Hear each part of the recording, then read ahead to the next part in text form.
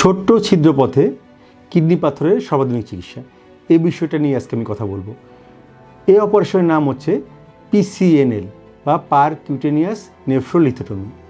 অর্থাৎ এক্ষেত্রে আমরা ঠিক আমাদের পেছন দিকে কিডনির স্থানে পাঁজরের নিচে একটা ফুটো করে আমরা কিডনির পাথর অপসারণ করি।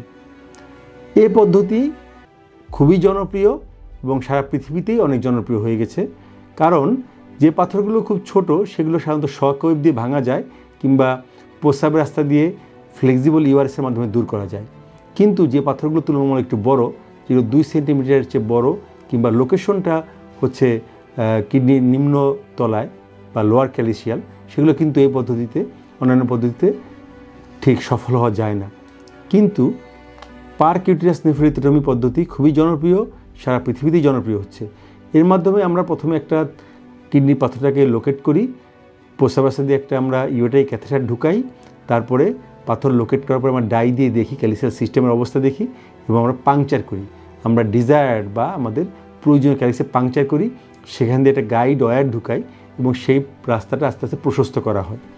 প্রশস্ত করার পর আমরা নেফ্রোস্কোপ ঢুকাই, নেফ্রোস্কোপ ঢুকিয়ে আমরা পাথর দেখি এবং পাথর ভাঙার জন্য আমরা বিভিন্ন ধরনের এনার্জি সোর্স ইউজ করতে পারি। যেমন রোগীরা অনেক সময় জিজ্ঞাসা করে, স্যার লেজার অপারেশন করেন কিনা? উত্তর হচ্ছে লেজার হচ্ছে পাথর ভাঙার একটি মাধ্যম। লেজারের মাধ্যমে পাথর ভাঙা যায়, শব্দ তরঙ্গের মাধ্যমে নিউমেটিক লিথোট্রিপসির মাধ্যমে ভাঙা যায়, ইলেকট্রোহাইড্রোলিক তরঙ্গের মাধ্যমে ভাঙা যায়, বা আল্ট্রাসনোগ্রাম দিয়েও ভাঙা যায়, বা এই দুটো সংমিশ্রণ দিয়েও পাথর ভাঙা যায়। তো সেক্ষেত্রে দেখা যায় যে PCNL অপারেশনের ক্ষেত্রে আমার শুধুমাত্র 1 সেন্টিমিটার বা তার চেয়ে আরও কম, খুবই ছোট্ট একটি ছিদ্র। তো এই অপারেশন আমাদের দেশে খুবই জনপ্রিয় এবং সুবিধা হচ্ছে এর মাধ্যমে পাথরটিকে ধরে নিয়ে আসা যায়। ছোট পাথরে ধরে সরাসরি নিয়ে আসা যায়। যদি একটু বড় হয় সেক্ষেত্রে আমরা এই বিভিন্ন শক্তি মাধ্যম দিয়ে আমরা পাথরটা গুঁড়ো করে ধরে নিয়ে আসি। এই পদ্ধতি খুবই নিরাপদ। কিছু কিছু কমপ্লিকেশন যেমন ব্লিডিং বা অর্গান ইনজুরি কিছু কিছু ক্ষেত্রে খুবই সামান্য পরিমাণ কিছু রিস্ক থাকে, কিন্তু আমাদের দেশে এই পদ্ধতির সুবিধা হচ্ছে এর অপারেশনের কস্ট তুলনামূলকভাবে কম। কারণ আরেকটা পদ্ধতি, এর বিকল্প পদ্ধতি যেটা আছে সেটা হচ্ছে ফ্লেক্সিবল ইউআরএস।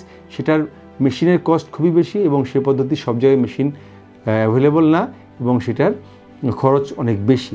এক্ষেত্রে এই পদ্ধতি PCNL অপারেশন আমাদের দেশে অহরহ হচ্ছে, প্রত্যেকটা ইভেন জেলা শহরেও হচ্ছে মোটামুটি সব জায়গায়। এবং যে কোনো ক্ষেত্রে আপনারা PCNL অপারেশনের জন্য নির্ভয়ে এবং আস্থার সাথে বাংলাদেশের যে কোনো প্রান্তে ইউরোলজিস্টের শরণাপন্ন হতে পারেন।